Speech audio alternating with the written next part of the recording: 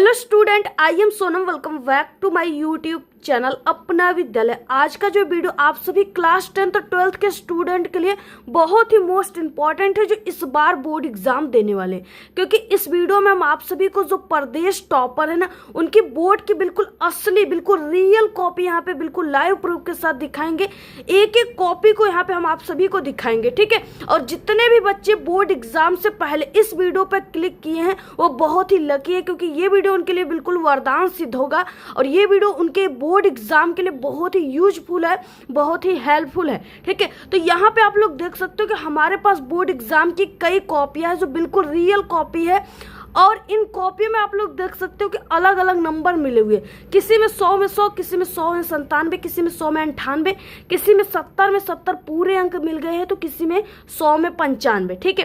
तो इस तरीके से नंबर मिले हुए। तो आखिरकार जो बोर्ड की कॉपी चेक करने वाले एग्जामिनर होते हैं, जो टीचर होते हैं, आखिरकार इन कॉपियों में ऐसा क्या लिखा गया है, किस तरीके से टॉपर बच्चे लिखते हैं, जिसके कारण जो टीचर होते हैं वो भी मजबूर हो जाते हैं इतने भर भर के नंबर उनको देने के लिए, ठीक है। तो यहाँ पे एक एक कॉपी को हम आप सभी को दिखाएंगे कि आखिरकार जो बच्चे वो कैसे लिखते हैं, टॉपर बच्चे कैसे लिखते हैं, जिसके कारण उनको पूरे अंक मिल जाते हैं। और आप लोग कौन सी मिस्टेक करते हो, कैसे लिखते हो, जिसके कारण यानी कि 100 में 98% बच्चे को नंबर कम आते हैं। और 2% बच्चे ऐसे होते हैं जो टॉपर यानी जो प्रदेश टॉपर बनते हैं, तो वो कैसे लिखते हैं। तो इस वीडियो में हम आपको एक एक कॉपी को बिल्कुल लाइव प्रूफ के साथ दिखाने वाले हैं। और हम आप सभी को बता दें कि ये जो कॉपी है ना, ये आपको पूरे यूट्यूब पर कहीं पर भी ये बोर्ड की कॉपी आपको देखने को नहीं मिलेगी, क्योंकि ये कॉपी सिर्फ एक टीचर के पास होता है, एग्जामिनर के पास होता है, जो बोर्ड की कॉपी चेक करते हैं। और हम पिछले खुद 5 साल से बोर्ड एग्जाम की कॉपी चेक कर रहे हैं, यानी एग्जामिनर है, टीचर, इसलिए ये कॉपी सिर्फ हम बोर्ड से लाए हैं, ठीक है। आप लोगों को दिखाने के लिए, आपको इस कॉपी को देखकर आपके यानी जो डाउट है वो सब क्लियर हो जाएंगे। आप सभी लोग हमेशा क्वेश्चन करते हो, मैम जैसे हिंदी का कॉपी, उसमें हमें कितना जीवन परिचय लिखना है, कितना पेज लिखना है, निबंध लेखन कैसे करना है, कैसे पूरी कॉपी को लिखना है जिससे हमारा आधा अंक न कटे। तो आपके जितने भी डाउट है ना, इस वीडियो को देखने के बाद आपके सभी डाउट 100% बिल्कुल क्लियर हो जाएंगे। और आप सभी का जो बोर्ड एग्जाम को आप लोग यानी बोर्ड एग्जाम देने की जो आपकी कॉन्फिडेंस लेवल है ना, वो दुगुना बढ़ जाएगी इस पूरे वीडियो को देखने के बाद, ठीक है। आप लोग सबसे पहले इस वीडियो को लाइक कर दीजिए, चैनल पे नहीं तो चैनल को सब्सक्राइब करके बेल आइकन को जरूर प्रेस कर दीजिए। और आप लोग इस वीडियो को अपने सभी दोस्तों में जरूर शेयर कीजिए। और यहाँ पे हमारे पास बोर्ड एग्जाम की बिल्कुल रियल बोर्ड का पेपर है। और उसके बाद यहाँ पे देखिए कई कॉपी है, लेकिन सबसे पहले हम आपको ये 100 में 100 अंक वाली कॉपी दिखाएंगे, उसके बाद हम आपको इन सब कॉपियों को दिखाएंगे। कि सबसे पहले बोर्ड एग्जाम का जो ये बोर्ड का बिल्कुल रियल कॉपी, ये आपको क्लास 10th और 12th एग्जाम में मिलेगा, ठीक है। तो सबसे पहले इस कॉपी की फ्रंट पेज को आपको भरना होता है। इसमें आपको अंकों में जैसे अनुक्रमांक यानी रोल नंबर, और आपको शब्दों में लिखना है, विषय वगैरह लिखना है, दिन दिनांक, सभी चीजें इसमें लिखना होता है, ठीक है।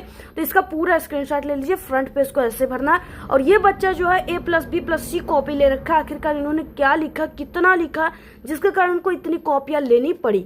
तो देखिए सबसे पहले जो आप सभी का बोर्ड एग्जाम का पेपर, इसमें सबसे पहले ऑब्जेक्टिव क्वेश्चन देता है। और ऑब्जेक्टिव क्वेश्चन का आंसर आपको OMR शीट पे लिखना होता है। और वो जो होता है वो कंप्यूटर के द्वारा चेक होता है, उसको टीचर नहीं करते हैं।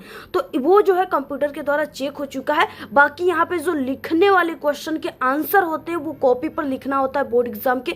तो उसको यहाँ पे बच्चे ने कैसे लिखा है, देखिए जैसे ही आप लोग ये बोर्ड एग्जाम की कॉपी के ऐसे फ्रंट पेज को पलटते हैं, तो यहाँ पे जो ये पेज आता है, इसी जगह से आपको लिखना स्टार्ट करना होता है, जैसे ये टॉपर बच्चे ने लिखा है। अब आपको लिखना कैसे है, देखिए सबसे पहले कि खंड ब है, वर्णनात्मक प्रश्न। तो आपको जब भी किसी भी क्वेश्चन के आंसर को लिखना स्टार्ट करना है, तो ये नहीं कि सीधे आंसर ही पर ही आ जाना, आंसर ही लिखना स्टार्ट करना, ये चीजें नहीं करनी है। आपको सबसे पहले देखिए लिखने का तौर तरीका होता है, सही ढंग होता है, ठीक है, जिसको देखकर टीचर खुश होते हैं, क्योंकि first impression is the last impression. आपके पहले पेज जो होता है उसको थोड़ा सजा कर लिखना होता है, क्योंकि पहले पेज को ही देखकर टीचर समझ जाते हैं कि आप लोग किस टाइप के स्टूडेंट हो, टॉपर हो, ठीक है, या कमजोर बच्चे हो, तो ये सभी चीजें आपके पहले पेज को ही देखकर टीचर समझ जाते हैं। अगर पहला पेज थोड़ा सजा करके सही ढंग से टॉपर की तरीके से लिखे हो ना, तो आपके पहले पेज को देखकर ही टीचर सभी पेज पे लिखा हुआ क्वेश्चन पे पूरे के पूरे फुल मार्क्स, पूरे नंबर देते हैं। तो ये चीजें आप सभी को देखिए, सबसे पहले कि खंडवा यहाँ पे जैसे बच्चे ने लिखा है वैसे आपको भी लिखना है। वर्णनात्मक प्रश्न यहाँ पे वर्णनात्मक प्रश्न ब्लैक पेन से, उसके बाद क्वेश्चन नंबर डालना है 21। तो प्रश्न उत्तर संख्या 21 यहाँ पे लिखा गया है। उसके बाद देखिए इसमें 2 गद्यांश है, दोनों गद्यांश में से आप लोग किसी एक गद्यांश के क्वेश्चन के आंसर को आपको लिखना है। तो आप लोग किसका लिखे हो टीचर ये देखते ही समझ जाए, इसके लिए आपको संकेत सबसे पहले लिखना होता है। संकेत हेडिंग डालकर इसमें आगे के 2 वर्ड ब्लैक पेन से हे भगवान डैश डैश बना रही है, ऐसे आपको लिख देना है, ठीक है। ऐसे संकेत या गद्य हेडिंग डालकर हे भगवान डैश डैश बना रही है लिखने के बाद इसमें पहला क्वेश्चन है कि उपयुक्त गद्यांश का आपको संदर्भ लिखना है। संदर्भ पहले लिखना है तो पहला नंबर डालना है और हेडिंग सबसे पहले यूज करना है, ठीक है। तो यहाँ पे संदर्भ, और उसके बाद देखिए लिखा कैसे गया है टॉपर बच्चे के द्वारा। तो प्रस्तुत गद्यांश हमारी पाठ्य पुस्तक हिंदी के गद्य खंड में संकलित ममता नामक पाठ से लिया गया। इस पाठ के लेखक जयशंकर प्रसाद जी, ठीक है। तो आपको ऐसे यानी पाठ के नाम को ब्लैक पेन से लिखना है और यहाँ पे जो इसके लेखक है उनको ब्लैक पेन से लिखना है और कामा के अंदर जैसे लिखा गया है सेम इसी तरीके से आपको लिखना है। अगर ऐसे लिखते हो तो कोई भी टीचर आप सभी का आधा अंक भी नहीं काटेगा, आपको पूरे 2 नंबर देगा जैसे यहाँ पे मिला गया है, ठीक है। तो इसी तरीके से देखिए आपको भी लिखना है जैसे टॉपर बच्चे ने लिखा है। ये बिल्कुल परफेक्ट तरीका है, बिल्कुल सही तरीका है और बिल्कुल जबरदस्त तरीका है। यहाँ पे देखिए सेकंड नंबर रेखांकित अंश की व्याख्या करनी है, यहाँ से यहाँ तक की आपको व्याख्या करनी है जिसके नीचे ब्लैक वाली अंडरलाइन आपको दिख रही है। सबसे पहले आपको डायरेक्टली ऐसे आंसर लिखना नहीं स्टार्ट करना है, पहले हेडिंग का यूज करना है। तो यहाँ पे सेकंड नंबर रेखांकित अंश की व्याख्या ब्लैक पेन से हेडिंग डालनी है। उसके बाद आपको लिखना है प्रस्तुत गद्यांश में लेखक कहते हैं कि ममता नामक स्त्री अपने पिता से कहती है कि पिताजी आपने अच्छा कार्य नहीं किया, यदि भविष्य में विपत्ति आती है तो भीख मांगकर हम अपना पेट पाल लेंगे। इस घूस लेने से तो कहीं श्रेष्ठ भीख मांगना है, इसकी जो चमक है वो मेरे आंखों को खुलने नहीं दे रही है। तो इस तरीके से देखिए बहुत ही सही और सटीक इन्होंने आंसर लिखा है और बिल्कुल परफेक्ट तरीके से, जिसके कारण 2 नंबर इस पे 2 नंबर इस पे, टोटल इनको 4 अंक मिले हैं। आधे अंक भी इनका नहीं कटा है।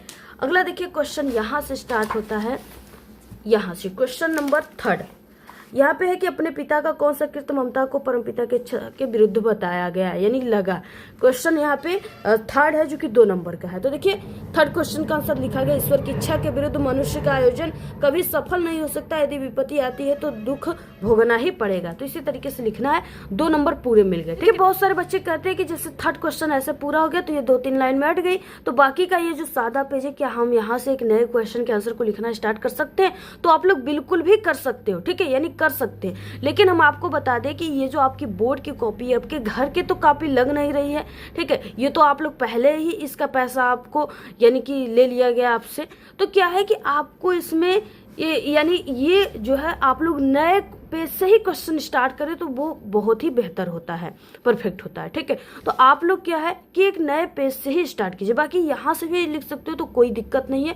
लेकिन क्या है कि अब आपका बोर्ड आप लोग जितना कॉपी मांगोगे उतना देगा, ठीक है। तो इसलिए आप लोग एक नए पेज से ही स्टार्ट कीजिए। अगर ये आपकी कॉपी भर जाती है तो आपको दूसरा कॉपी लेने की भी अलाउ किया गया है। तो ये चीजें आपको देखिए यहाँ पे लिख दिया गया है। अगला देखिए यहाँ से क्वेश्चन स्टार्ट होता है, ये तो अथवा में था। इससे निम्नांकित पद्यांश बता दिए गए प्रश्नों के उत्तर आपको लिखना है। 6 अंक का क्वेश्चन है। अतुलनीय जिनके प्रताप का साक्षी है, प्रत्यक्ष दिवाकर से लेकर यहाँ पे रणगर्जन तक दिया हुआ है। ये इंपॉर्टेंट है, पेपर में ये सभी क्वेश्चन आ भी सकते हैं, तो इसको आपको बिल्कुल ध्यान से तैयार करना है, ठीक है। इसमें पहला क्वेश्चन उपयुक्त पद्यांश का संदर्भ लिखना है। अब देखिए आपको पद्यांश का कैसे आंसर लिखना स्टार्ट करना है, टॉपर बच्चे कैसे किए हैं, ये चीजें आपको ध्यान देना है। पद्यांश उत्तर प्रश्न उत्तर संख्या 22, इसमें आपको पद हेडिंग डालकर आगे के 2 वर्ड यानी अतुलनीय जिनके डैश डैश रणगर्जन तक आपको ऐसे लिख देना है जैसे इन्होंने लिखा है। इसमें भी 2 गद्यांश यानी पद्यांश होते हैं ना, दोनों से किसी एक को करना होता है, तो ये चीजें आपको लिख देनी। उसके बाद यानी क्वेश्चन अ है जिसमें है कि यहाँ उपयुक्त पद्यांश का संदर्भ लिखना है, तो संदर्भ हेडिंग डालना है। और देखिए कैसे लिखना है, तो प्रस्तुत पद्यांश हमारी पाठ्यपुस्तक हिंदी के पद खंड इसमें लिखना है, ठीक है। पद खंड में संकलित स्वदेश प्रेम नामक पाठ से लिया गया। इस पाठ के रचयिता कवि रामनेस त्रिपाठी जी हैं। तो इस तरीके से लिखना है। इनको पूरे 2 अंक मिला, आपको भी पूरे 2 अंक मिलेंगे। उसके बाद क्वेश्चन यहाँ पे सेकंड है कि रेखांकित अंश की आप सभी को व्याख्या करनी है, यहाँ से यहाँ तक की आप सभी को व्याख्या करनी है, ठीक है, 2 लाइन की। जिसके नीचे अंडरलाइन है। तो आप सभी को कैसे इसकी व्याख्या करनी, क्वेश्चन ब लिखना है, रेखांकित अंश की व्याख्या हेडिंग डालने के बाद इस तरीके से आप सभी को लिखना है जैसे यहाँ पे लिखी गई है। अगर ऐसे लिखते हो तो आपको पूरे 2 में 2 अंक मिल जाएंगे जैसे यहाँ पे इनको मिला हुआ है। क्वेश्चन अगला है, यहाँ से क्वेश्चन स्टार्ट हो रहा है। यहाँ पे क्वेश्चन है कि उपयुक्त पद्यांश में किसका वर्णन किया गया है। तो उपयुक्त पद्यांश में भारत की महिमा का वर्णन किया गया। बिल्कुल सही और सटीक आंसर लिखे इन्होंने, इसलिए इनको पूरे 2 अंक मिल गए। अब यहाँ से देखिए क्वेश्चन अगला स्टार्ट होता है जो बहुत इंपॉर्टेंट क्वेश्चन है। ये क्वेश्चन नंबर 23 है, निम्नलिखित संस्कृत गद्यांशों से किसी एक का संदर्भ सहित हिंदी अनुवाद करना है। 2 नंबर संदर्भ पे, 3 नंबर हिंदी अनुवाद पे। 5 अंक का क्वेश्चन है, ये बहुत इंपॉर्टेंट है। नागरिक का बहुल कालम यावत से लेकर के दत्तानी तक दिया है। अब आपको देखिए यानी कि इसी पर बच्चे के द्वारा लिखी गई है। अब लिखना कैसे, सबसे पहले सबसे इंपॉर्टेंट इन्होंने ये ध्यान दिया है कि ये संस्कृत गद्यांश उत्तर यहाँ से शुरू हुआ है, तो इन्होंने सबसे पहले इसको लिख दिया जो बहुत ही बेहतर तरीका है। संस्कृत गद्यांश उत्तर प्रश्नोत्तर संख्या 23 संकेत नागरिका बहुल कालम से लेकर यहाँ पे दत्तानी तक दिया है। इसमें सबसे पहले आपको संदर्भ लिखना है क्योंकि 2 नंबर संदर्भ पर मिल रहे हैं। तो प्रस्तुत संस्कृत गद्यांश हमारी पाठ्य पुस्तक हिंदी के संस्कृत गद्य खंड में संकलित प्रबुद्धो ग्रामीणा नामक पाठ से लिया गया है। इसमें नागरिकों यानी जो नागरिक थे उनके हार का वर्णन किया गया है। ठीक है, तो इसमें आपको जो इस तरीके से पाठ का नाम है उसे ब्लैक पेन से लिखना है और हिंदी को भी ब्लैक पेन से लिखना है। और इस तरीके से देखिए अगर लिखते हो तो 2 अंक पूरा आपको मिल जाएगा। हिंदी अनुवाद पे 3 नंबर मिलेगा। हिंदी अनुवाद हेडिंग डालकर उसी का आपको जो चीजें संस्कृत में है उसी का हिंदी अनुवाद यहाँ पे किया गया है। जैसे यहाँ पे टॉपर बच्चे ने किया उसी तरीके से आपको भी करना है। 2 नंबर इस पे, 3 नंबर इस पे, टोटल 5 अंक मिले इनको, आधा नंबर भी इनके नहीं कटे। अब यहाँ से क्वेश्चन नंबर देखिए, यह 24 नंबर का, निम्नलिखित में से किसी एक का आपको संस्कृत पद्यांश का संदर्भ सहित आप सभी को हिंदी अनुवाद करना है। ठीक है, इसका संदर्भ सहित आप सभी को हिंदी अनुवाद करना है। अब देखिए आपको लिखना कैसे है। सबसे पहले यहाँ पे संस्कृत पद्यांश उत्तर हो जाएगा और ये आपका टोटल जो है 2 नंबर आपको ये संदर्भ पे, 3 नंबर हिंदी अनुवाद पे। और यहाँ पे मानम हित्वा प्रियो भवति, क्रोधम हित्वा न सोचति, कामम हित्वा अर्थवान भवति, लोभम हित्वा सुखी भावे तक दिया हुआ है। और इसी के यानी इसी का आंसर यहाँ पे लिखा गया है। संस्कृत पद्यांश उत्तर प्रश्नोत्तर संख्या 24 संकेत मानम यानी हित्वा से लेकर के भावे तक दिया। संदर्भ में प्रस्तुत संस्कृत श्लोक हमारी पाठ्य पुस्तक हिंदी के पदखंड में संकलित जीवन सूत्राणी नामक पाठ से लिया गया है। इस श्लोक में त्याग के विषय का बताया गया है, यानी इस श्लोक में त्याग के बारे में बताया गया है। तो 2 नंबर इसमें मिल गया। हिंदी अनुवाद यहाँ पे किया गया है जिसपे 3 नंबर मिले हैं। पूरे इनको 5 अंक मिले, आधे नंबर भी इनके नहीं कटे। 25 अपने पठित खंड काव्य के आधार पर निम्नलिखित प्रश्नों में से किसी एक का उत्तर लिखना है आपको। ये 3 नंबर का होता है, जिला वाइज होता है, जिले के हिसाब से आपको आंसर लिखना होता है। यहाँ पे ज्योति जवाहर खंड काव्य के द्वारा यानी लिखा गया है। यहाँ पे ज्योति जवाहर खंड काव्य के आधार पर जवाहरलाल नेहरू का चित्रण यहाँ पे किया गया है। तो यहाँ पे देखिए प्रश्नोत्तर संख्या 25 हो जाएगा, ज्योति जवाहर खंड काव्य। और इसमें सबसे इंपॉर्टेंट होता है कि आपको इसके रचयिता और इसके नायक जरूर लिखना है। तो यहाँ पे देखिए श्री देवी प्रसाद शुक्ल राही के द्वारा रचित ज्योति जवाहर खंड काव्य के यानी कि जो नायक है वो पंडित जवाहरलाल नेहरू। तो ये चीजें आपको जरूर लिखना है। तो इस तरीके से इन्होंने इतना पूरा लिखा। उसके बाद इन्होंने अगला हेडिंग यहाँ पे सर्वोपरि लोकनायक लिखा। और सबसे पहले हम आपको बता दें कि इसमें सबसे इंपॉर्टेंट होता है हेडिंग। हेडिंग को सबसे ज्यादा टीचर फोकस करते हैं। अगर हेडिंग आप लोगों ने सही लिखा है तो आपको पूरे 3 अंक मिल जाते हैं, क्योंकि टीचर को इतनी आप टाइम नहीं रहती है कि वो पूरे एक एक वर्ड को आपको ऐसे यानी ये एक एक चीजों को वो पढ़े। ठीक है, वो सिर्फ हेडिंग देते हैं। अगर हेडिंग सही है तो वो जान जाते हैं कि इसमें लिखी गई सभी आंसर सही है और आपको पूरे अंक दे देते हैं। तो यहाँ पे देखिए सर्वोपरि लोकनायक है यानी अगला हेडिंग। और उसके बाद यहाँ पे अगली हेडिंग यहाँ पे विश्व शांति के पक्ष पोषक। इसके बाद यहाँ पे लिखा गया थोड़ा सा इसके बारे में। अगला हेडिंग है नवराष्ट्र के निर्माता। ठीक है, इसके बाद यहाँ पे थोड़ी सी लिखी गई। बहुत अच्छा तरीका है ये लिखने का, बहुत परफेक्ट तरीका है, बिल्कुल बेहतर तरीका है। देशभक्त और स्वाधीनता सेनानी अगली हेडिंग, लास्ट हेडिंग है। और इन्होंने हेडिंग डाल डाल के लिखा है जिसके कारण एग्जामिनर खुश होकर इनको पूरे 3 अंक दे दिए, आधे नंबर भी इनके नहीं काटे। अगला देखिए यहाँ से क्वेश्चन स्टार्ट होता है। क्वेश्चन नंबर है 26 नंबर का क्वेश्चन में, जिसमें लेखक परिचय आता है। इसमें है कि निम्नलिखित लेखकों में से किसी एक का आपको यानी लेखक का जीवन परिचय लिखना है तथा उनकी एक रचना का नाम लिखना है। ठीक है, 3 नंबर आपको जीवन परिचय पर, 2 नंबर रचना पर, 5 अंक का क्वेश्चन है। जयशंकर प्रसाद, डॉक्टर भगवत उपाध्याय, आचार्य रामचंद्र शुक्ल। तो यहाँ पे देखिए आपको लिखना कैसे। सबसे पहले आप सभी को ऐसे लेखक परिचय लिखना है। प्रश्नोत्तर संख्या 26 लिखना है, जयशंकर प्रसाद लिखनी है। और उसके बाद इस तरीके से बॉक्स बनानी, इसमें आपको संक्षिप्त परिचय लिखना है। नाम लिखना है जयशंकर प्रसाद, जन्म 1889 ईस्वी, जन्म स्थान काशी वाराणसी, पिता का नाम श्रीदेवी प्रसाद, माता का नाम मुन्नी देवी, रचना लहर झरना तितली, मृत्यु सन 1937 ईस्वी। तो ये इंपॉर्टेंट पॉइंट है। इसी को पढ़ने के बाद अगर ये चीजें आप लोग सही लिखे हो, बॉक्स बनाकर लिखे हो ना, ये टॉपर की तरीका है, टॉपर की कॉपी में लिखी गई तरीका है, देख सकते हो आप लोग। तो आपको क्या करना है कि ये आप लोग बॉक्स में ये इंपॉर्टेंट चीजें अगर लिखे हो तो टीचर इसी को पढ़ेंगे, अगर ये चीजें सही निकल गई तो इसी जगह 5 नंबर दे देंगे जैसे इनको मिली हुई है। उसके बाद यहाँ पे जीवन परिचय हेडिंग डालकर यहाँ पे देखिए लिखा गया है, इसी से पूरा जीवन परिचय यहाँ पे बनाया गया है, जो बहुत ही सही और जो है सही तरीका है, बिल्कुल अच्छी तरीका है। इसी तरीके से लिखने पर देखिए बच्चों को नंबर मिलता है, हमने आपको कई बार बताया है। और आप लोग आज बिल्कुल लाइव प्रूफ यहाँ पे टॉपर की कॉपी, स्टेट लेवल के टॉपर की कॉपी ही देख रहे हो, जिससे आपकी जो कॉन्फिडेंस लेवल है वो दुगुना बढ़ जाएगी। यहाँ पे देख सकते हो आप लोग, यहाँ तक जीवन परिचय लिखना है और उसके बाद यहाँ से रचनाएं लिखना है। इन्होंने बहुत अच्छे तरीके से लिखा, जिसके कारण इनको पूरे 5 अंक मिल गए।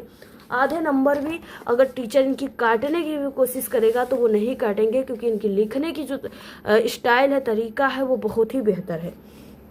क्वेश्चन नंबर देखिए 26 का ख, निम्नलिखित कवियों में से किसी एक कवि का जीवन परिचय दीजिए तथा उनकी किसी एक रचना का नाम लिखना है। 3 नंबर जीवन, 2 नंबर रचना पे यहाँ पे सूरदास, तुलसीदास, महादेवी वर्मा, जो बहुत इंपॉर्टेंट है।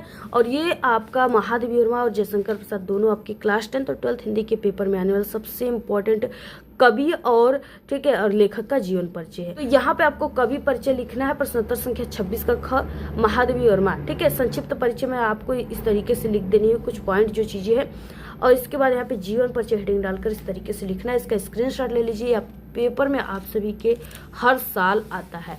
ठीक है, इसके बाद देखिए अगला यहाँ से क्वेश्चन स्टार्ट होता है, यानी यहाँ तक पूरा लिखी गई है और जीवन परिचय जिसपे 3 नंबर मिलेंगे, और इसके बाद यहाँ तक रचनाओं को लिखा गया है, जिसके कारण इनको पूरे यहाँ पे 5 अंक मिले, आधे नंबर भी इनके नहीं काटे गए हैं। अगला देखिए क्वेश्चन है यहाँ पे 27 नंबर का, अपनी पाठ्य पुस्तक से कंठस्थ किया हुआ कोई एक श्लोक लिखना है जो इस प्रश्न पत्र में आया हो। 2 नंबर का क्वेश्चन है। श्लोक लिखने की देखिए सही तरीका यही है, प्रश्नोत्तर संख्या 27 श्लोक, और आपको 20 लाइन से स्टार्ट करनी है, 20 लाइन में समाप्त करनी है, यही सही तरीका होती है। इसी तरीके से आपको लिखना है, पूरे आपको 2 नंबर मिलेंगे। ठीक है, सर्वे भवन्तु सुखिनः, सर्वे सन्तु निरामया, सर्वे भद्राणि पश्यन्तु मा कश्चित् दुर्भाग्यः। अगला क्वेश्चन नंबर 28, अपने शहर की सफाई हेतु नगर निगम को एक आपको प्रार्थना पत्र लिखना है। ये 4 अंक का टोटल क्वेश्चन है। यहाँ पे देखिए किस तरीके से आप सभी को लिखना है, कैसे लिखने पर आपको नंबर मिलते हैं, लिखने का सही तरीका क्या होता है। तो इस तरीके से पत्र लेखन लिखना है। प्रश्नोत्तर संख्या 28, सेवा में कहाँ और किसको लिखना है, मुख्य नगर अधिकारी नगर निगम प्रयागराज। विषय किस पे है, तो शहर की सफाई है। तो ठीक है, तो इस तरीके से लिखने के बाद महोदय हेडिंग डालकर, यानी इस तरीके से कामा लगाने के बाद ब्लैक पेन से आपको इस महोदय कामा लगाकर इस तरीके से निवेदन है कि इस तरीके से स्टार्ट करनी है। पूरा आपको जैसे लिखी गई उसी तरीके से पूरा लिखना है। और इसके बाद आपको इधर इस साइड में लास्ट में धन्यवाद दिनांक जो भी उसको लिख देना है। भौदी में नाम आपको नहीं लिखना है, ख लिख देना है, एग्जाम में नाम नहीं लिखना होता है। और इसके बाद संगम नगरी प्रयागराज, इस तरीके से लिख देनी। पूरी स्क्रीनशॉट ले लीजिए, ये इंपॉर्टेंट है, पेपर में ये आता है, हर साल आता है। ठीक है, तो सफाई पर आएगा तो आप लोग लिख लीजिएगा, यहाँ से तैयार कर लीजिएगा जैसे टॉपर बच्चे ने लिखा। अगर आप लोग भी ऐसे लिखते हो तो जिस यहाँ पे देख सकते हो इनको 4 अंक मिले, आपको भी पूरे 4 अंक मिलेंगे, आधे नंबर भी आपके नहीं कटेंगे। क्वेश्चन अगला है देखिए 29 नंबर का, निम्नलिखित प्रश्नों में से किन्हीं 2 प्रश्नों का उत्तर आपको संस्कृत में लिखना है। 1-1 नंबर का क्वेश्चन है। यहाँ पे पहला और तीसरा, यानी कि भारतीय संस्कृति की दिशा अस्ति और यहाँ पे चंद्रशेखर का आशित, इसका आंसर लिखा गया है। तो यहाँ पे देख सकते हो बिल्कुल सही और सटीक आंसर है, जिसके कारण इनको 1-1 अंक मिल गए हैं, पूरे 2 नंबर मिले, आधे अंक भी इनके नहीं कटे। क्वेश्चन नंबर 30 है, निम्नलिखित विषयों में से किसी एक विषय पर निबंध लिखना है। 7 नंबर का है। तो यहाँ पे देखिए जनसंख्या वृद्धि पर लिखी गई है यहाँ पे, और बाकी ये भी सभी इंपॉर्टेंट निबंध है, इसकी भी हमारे चैनल पे वीडियो आ चुकी है, हमने तरीका बताया है। हिंदी के पेपर में आने वाला संपूर्ण टॉपिक की टॉपर वाली लिखने का तरीका हमने बता चुके हैं। अगर आप लोग नहीं देखे तो चैनल पे विजिट करके देखिए, प्लेलिस्ट से देखिए। इस वीडियो के लास्ट में एंड स्क्रीन लगा देंगे, वहां से आप लोग देख सकते हो। यहाँ पे देखिए निबंध लेखन, प्रश्नोत्तर संख्या 30, जनसंख्या वृद्धि। रूपरेखा में आपको, यानी कि आप लोग जितने भी हेडिंग का यूज करेंगे इस पूरे निबंध लेखन को बनाते समय, आपको जितना भी हेडिंग का यूज करना वही आपको रूपरेखा में लिखना होता है। जैसे प्रस्तावना, भारत में जनसंख्या वृद्धि के कारण जनसंख्या वृद्धि को नियंत्रण करने का उपाय, उपसंहार। ठीक है, अब एक हेडिंग को डालकर उसके बारे में लिखना है। जैसे प्रस्तावना ऐसे लिखा गया है, उसके बारे में इतना पूरा लिखा गया है, जो बहुत अच्छा तरीके से इन्होंने लिखा है। हेडिंग भी बहुत ही इन्होंने सही और सटीक लिखा है। और देखिए इन्होंने हिंदी कोटेशन का यूज किया है जो आपके निबंध लेखन में 4 चांद लगा देता है। और देखिए टॉपर बच्चे यही करते हैं कि निबंध लेखन में हिंदी कोटेशन वो 2-2 लाइन हर एक हेडिंग पूरा होने के बाद जरूर लिख देते हैं। और एक अगर नॉर्मल बच्चे यानी 50% बच्चे ऐसे हिंदी कोटेशन का यूज नहीं करते, जिसके कारण हिंदी में उनको पूरे अंक नहीं मिल पाते हैं। तो इस तरीके से देखिए अधिक जनसंख्या एक विपत्ति है, यह विनाश की उत्पत्ति है, इस तरीके से लिखना है। उसके बाद अगला हेडिंग भारत में जनसंख्या वृद्धि, और जो इंपॉर्टेंट चीज़ है उसे ब्लैक पेन से लिखना है जैसे यहाँ पे लिखी गई है। पूरा आप लोग स्क्रीनशॉट ले लीजिए। ये आपके क्लास 10th और 12th हिंदी के पेपर में आने वाला सबसे इम्पोर्टेंट निबंध है। ये भी इस बार भी ये पेपर में आएगा, तो इसको तैयार कर लीजिएगा आप लोग पूरा। और जैसे इन्होंने लिखा वैसे आपको भी लिखना है। जनसंख्या वृद्धि से हानि क्या है, इतना लिखने के बाद फिर से इन्होंने एक हिंदी कोटेशन शायद ही लिखा है। उसके बाद जनसंख्या वृद्धि को रोकने का उपाय क्या है, कैसे रोका जा सकता है जनसंख्या वृद्धि को, ठीक है। और इसके बाद देखिए अगला यहाँ से हो जाएगा यानी कि इस तरीके से लिखने के बाद उपसंहार लास्ट हेडिंग रहेगा। तो इन्होंने बहुत ही बेहतर तरीके से लिखा, इनके लिखने का तरीका बहुत ही परफेक्ट थी, टॉपर की तरह बिल्कुल। तो इनको पूरे 7 अंक मिले, आधे नंबर भी इनके नहीं कटे हैं।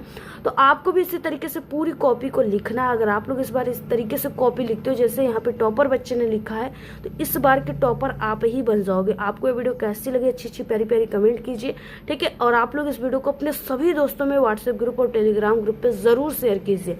धन्यवाद।